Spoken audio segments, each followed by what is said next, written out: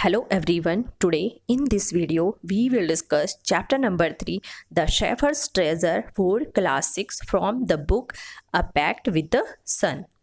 Now let's start. In a village in Iran, there once lived a shepherd. एक बार Iran में एक गांव में एक गडरिया रहता था. गाइज शेफर्ड कहते हैं गडरिये को. ही वॉज वेरी पुअर, वह बहुत गरीब था. He did not even have a small cottage of his oven, उसके पास उसकी खुद की एक कुटिया भी नहीं थी. He had never been to school for learn to read and write, वह कभी भी स्कूल नहीं गया और वो लिखना और पढ़ना भी नहीं सीख पाया. For there were very few schools in those days, उन दिनों बहुत ही कम स्कूल हुआ करते थे.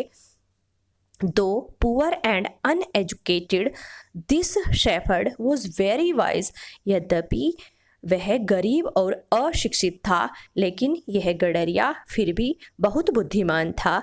ही understood people's sorrows and troubles, वह लोगों के दुख और परेशानियों को समझ लिया करता था. And helped them face their problems with courage and common sense, और वो उनकी सहायता करता था कि वह कैसे अपनी समस्याओं का सामना करे बहादुरी के साथ और कॉमन सेंस से. Many people came to him for advice, बहुत से लोग उसके पास सलाह लेने के लिए आते थे. Soon he became famous for his wisdom and friendly nature, जल्दी ही वह बहुत प्रसिद्ध हो गया अपनी बुद्धिमानी के लिए और अपने मित्रतापूर्ण व्यवहार के लिए. The king of that country heard about him and thought of meeting him, उस देश के राजा ने जब उसके बारे में सुना तो उसने सोचा उससे मिलने का. उसने सोचा कि वो उस गडरिये से जरूर मिलेगा. Disguised as a shepherd and riding on a mule, one day the king came to the cave where the wise shepherd lived. Disguised कहते हैं गाइज, वेश बदलना. एक गडरिये का वेश बदलकर वह अपने खच्चर पर बैठकर एक दिन राजा वहाँ उस गुफा के पास आया जहाँ पर वह गडरिया रहता था. As soon as the shepherd saw the traveler coming towards the cave, जैसे ही उस गडरिये ने उस यात्री को अपनी गुफा के पास आते हुए देखा, he rose to welcome him, वह उसका स्वागत करने के लिए उठा. He took the tired traveler inside the cave, वह थके हुए यात्री को अपनी गुफा में ले गया. Gave him water to drink and a share of his own meager meal, और उसने उसे पीने के लिए पानी दिया और उसका जो थोड़ा सा भोजन था वो भी उस यात्री के साथ बांट लिया. मीगर कहते हैं गाइस थोड़ा सा, थोड़ी सी मात्रा में. The king rested for the night in the cave and was greatly impressed by the shepherd's hospitality and wise conversation.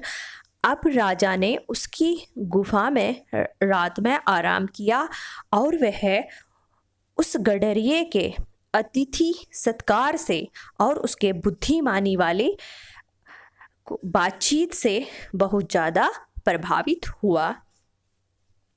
दो स्टिल टायर्ड, यद्यपि वो थका हुआ था, the king decided to depart the next morning, राजा ने अगली सुबह वहाँ से निकलने के लिए सोचा. ही सैड, उसने कहा, many thanks for your kindness to a poor traveller, बहुत बहुत धन्यवाद आपकी दयालुता के लिए जो आपने एक गरीब यात्री के प्रति दिखाई. I have a long way to go, मुझे लंबे रास्ते पर जाना है. परमिट मी टू लीव, मुझे जाने की अनुमति दो. Looking straight into the eyes of his guest, the shepherd replied, अपने जो मेहमान था, अतिथि था, उसकी आंखों में देखकर जो गडरिया था उसने उत्तर दिया, थैंक यू योर मैजेस्टी, धन्यवाद महाराज.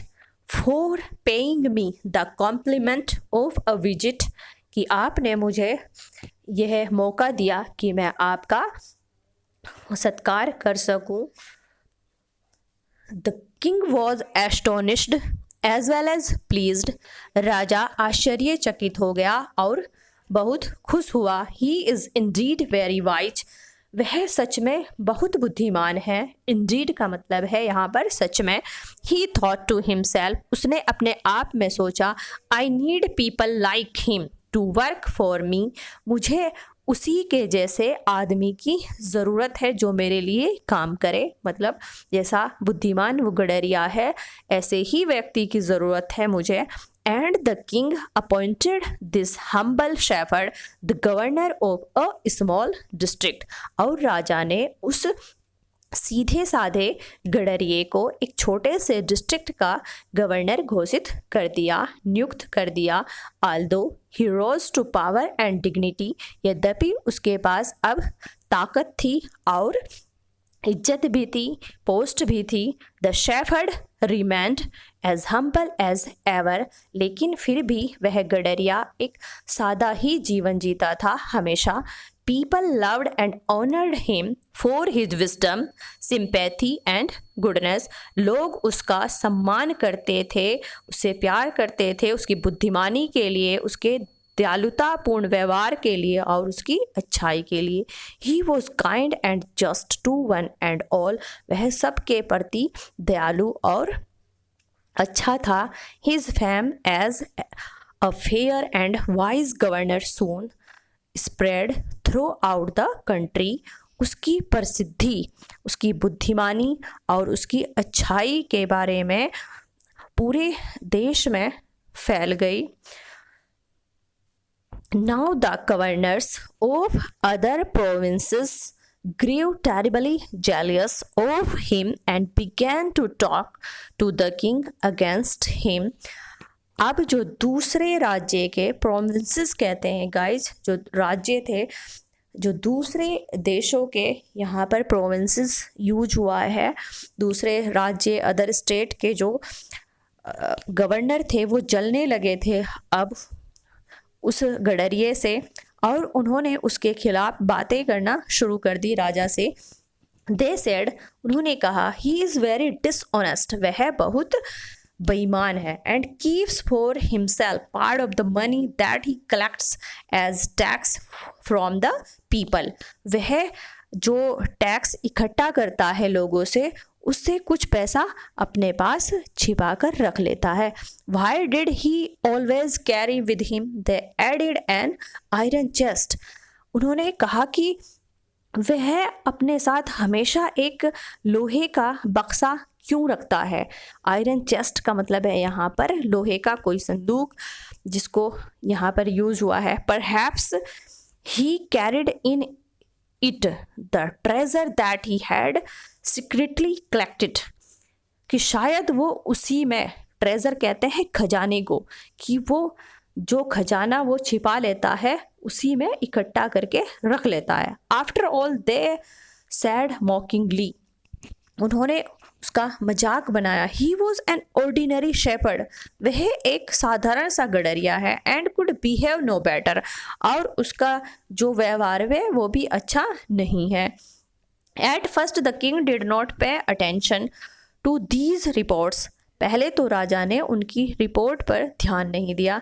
But how long could he ignore these governors and their endless stories about the shepherd, लेकिन वो कब तक इग्नोर कर सकता था उन कहानियों को जो दूसरे गवर्नर थे उन्होंने बना रखी थी, और वो ख़त्म होने का नाम नहीं ले रही थी उस गडरिये के बारे में। तो राजा बेचारा कब तक इग्नोर कर सकता था।